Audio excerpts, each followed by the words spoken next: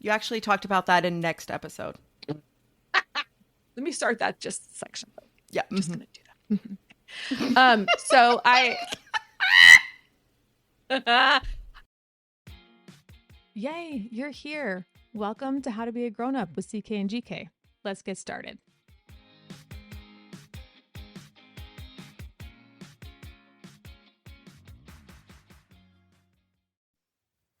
Hey friends, I'm so glad you're here. Welcome to How to Be a Grown Up, the show for moms just trying to keep their hearts emotionally safe. This episode is about what to do when someone has wronged you, how to tell whether the repair is possible, and how to protect yourself if the other person doesn't want to meet you halfway in that. But before we do that, have you subscribed yet? If you haven't, please do hit follow, hit subscribe, whatever the word is. It really does help me a lot to get more eyes on the show when people are searching, to get more listens. If you don't feel like sharing, a follow or a subscribe really, really makes a difference for me. Let's get into it. I'm going to start with my disclaimer. I'm not a therapist. I want to make that very clear. My little bachelor's in psychology does not a therapist make me. So I did have to look to a few sources today. Of course, Psychology Today, which is a great website if you're familiar. If you're not, please go check it out if you have any questions about anything mental health related.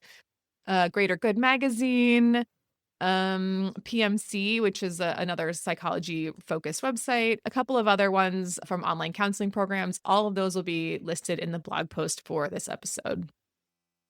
I think we need to start by saying you don't need to minimize what happened to you in order to be a quote unquote good friend or family member, whatever it is. I think sometimes we rush straight to forgiveness because we think it's rude to stay mad, or we tell ourselves we should be over it already, or we even try to make the other person feel comfortable before we even admit to ourselves how much it hurt, whatever that was. But you don't have to do that, because the first job is not fixing the hurt. You can't fix what you don't know is wrong. The first job is actually naming the hurt. I used to tell my students this all the time.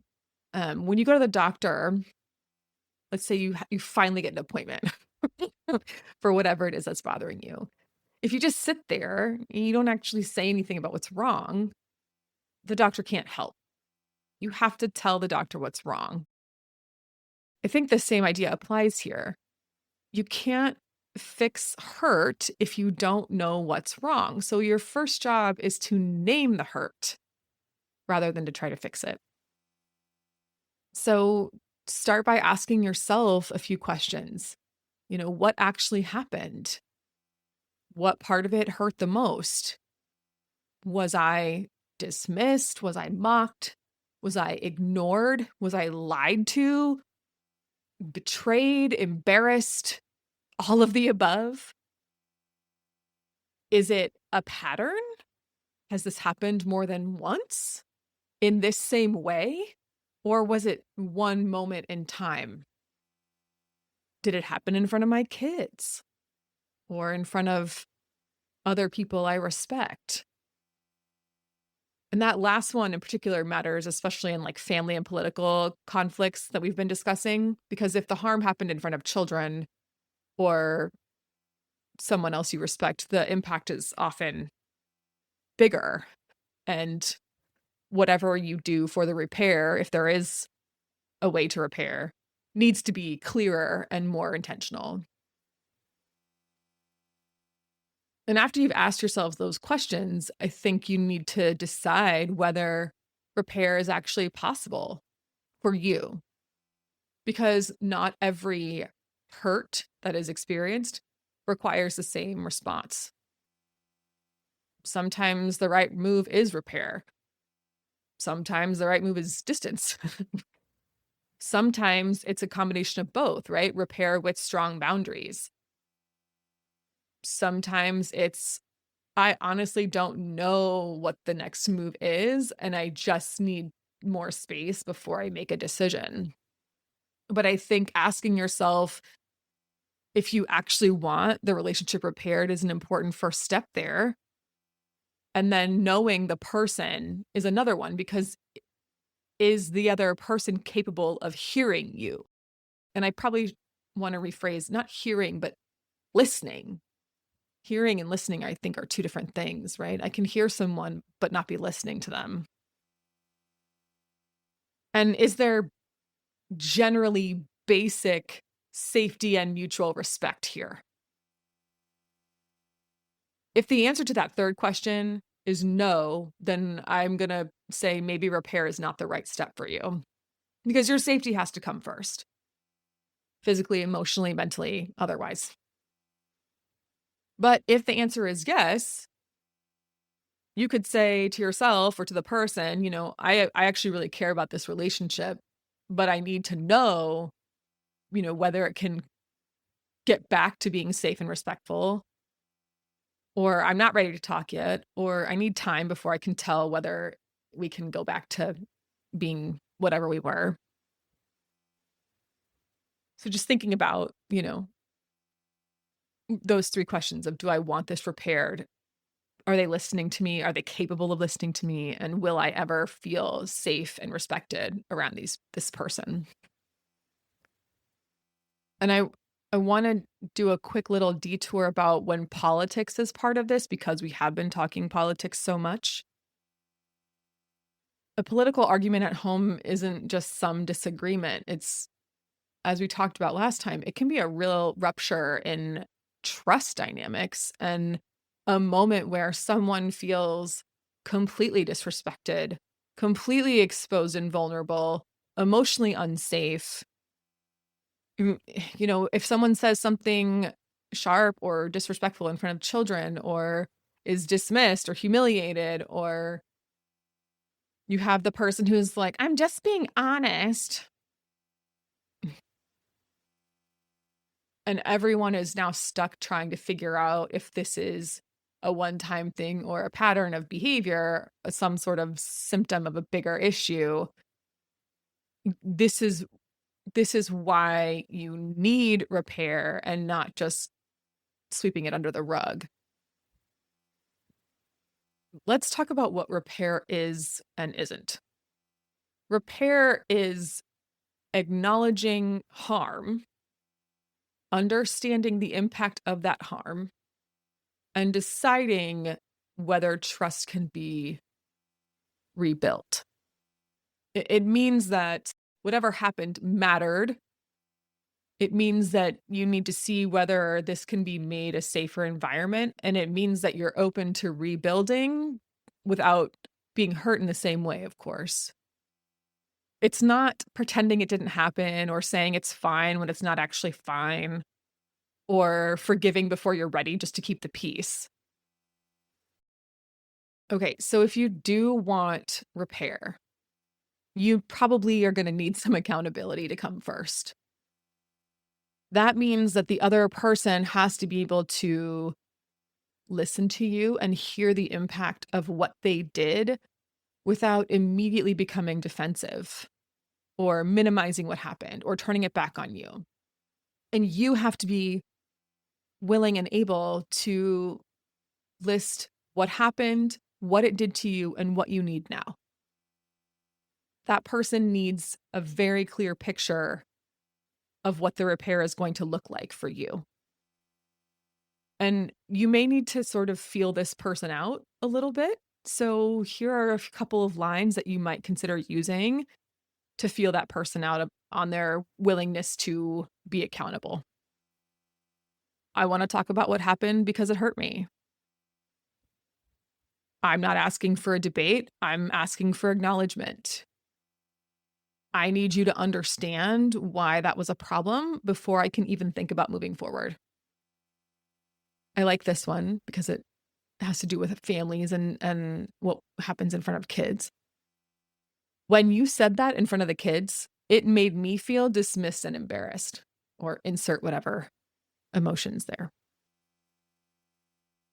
Let's talk about what to do if you've asked for accountability by having those 3 points of what happened, what it did to you, what you need now. You felt that person out and they're not responding well. Because that's a really hard part of all of this, right? Is when the person who hurt you does not take accountability. And I think that's a very common reaction for a lot of people. You might see them deny that that even happened, or minimize it, or blame you, or say you're too sensitive, or act like your hurt is an inconvenience to them, which are all very unhealthy responses.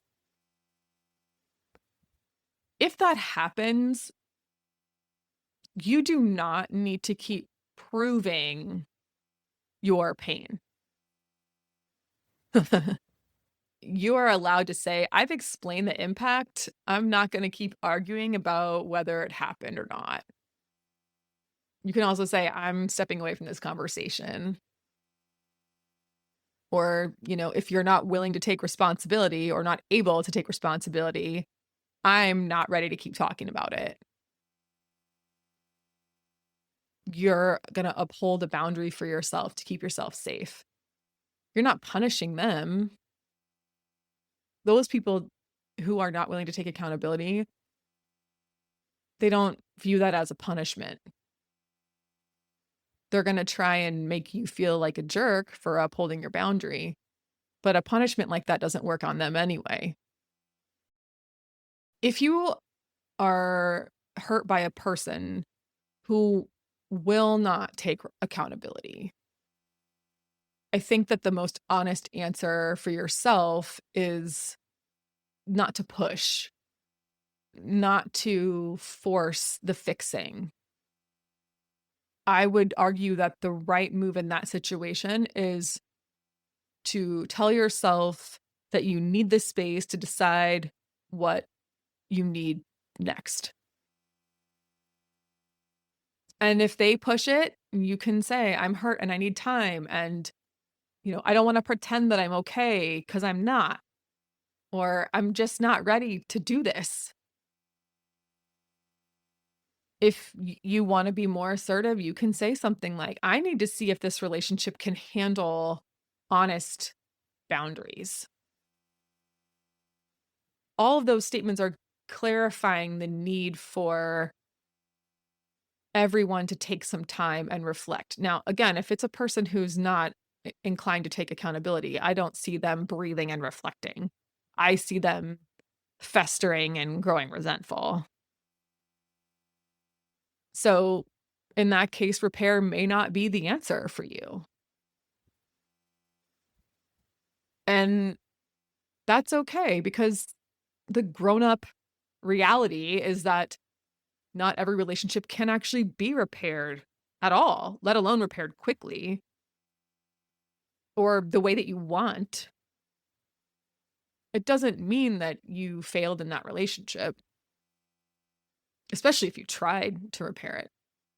It just means that you were honest about the limits of the relationship and what you're willing to sacrifice for that relationship. So if that means, less contact or stronger boundaries, especially if it was politically related and you say we don't talk politics at all anymore, or no conversation at all until trust is rebuilt, although that could be a little difficult if you go non-contact. All of those are completely acceptable in my mind if you've been hurt by someone. Because, repairing and forgiving are not the same thing. You're allowed to choose peace without pretending that nothing happened. And honestly, the healthiest thing for you to do is to stop chasing closure from someone who won't ever take accountability, from someone who won't ever give you closure. And if the same hurt keeps repeating itself, I would argue that repair is not the answer at all. So, my goal for this episode is just to help you Think clearly about what happened when you were hurt, what you need, whether this relationship can actually be a safe place for you. So just remember that if you were hurt by someone, you don't have to shrink that. You don't have to forgive them right away. You don't have to fix it by yourself. It takes two to tango. You need both people to want to fix it. And please, for the love of all that is good in this world, do not make yourself available to someone who won't take you seriously.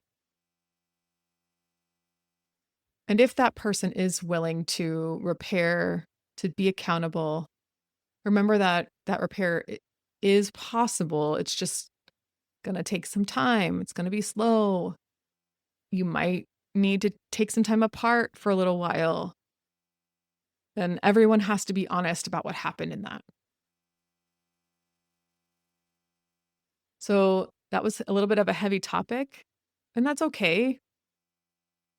I think that's the whole point of what I'm trying to do here is create a space where we can talk about heavy things, but in a way that's relatable and understands that we're all humans just trying to figure this whole messy thing out. So if you feel like this was helpful or resonated with you, please do share it with someone who it might matter to. Next week, I'm going to talk about what to do when you were the one who hurt someone, which plays right into my anxiety about always needing people to follow me around and tell me that they still like me. Subscribe now so you don't miss that. In the meantime, keep each other safe. Love you, mean it. Bye.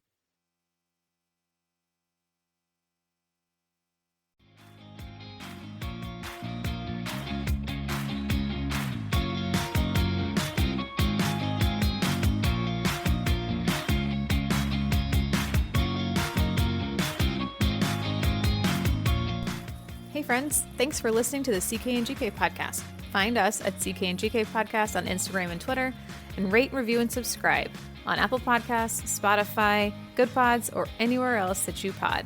See you next time.